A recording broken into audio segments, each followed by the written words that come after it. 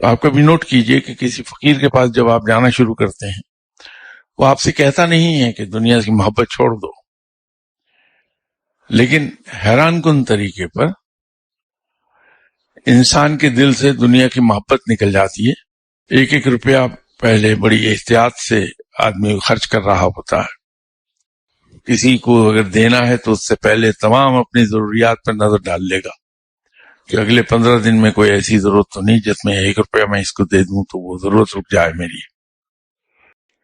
لیکن فقیر کے پاس جانا شروع ہوتا ہے انسان غیر محسوس طریقے پر، 2 سال 4 سال کے بعد دیکھیے کہ اس کو احساس ہی نہیں ہوتا کہ مجھ سے کون کیا لے گیا، میں نے کسی کو کیا دے دیا۔ یہ مرشد کھیل کھیلتا آپ کے ساتھ کہ آپ کے دل سے دنیا کی محبت نکال دیتا ہے۔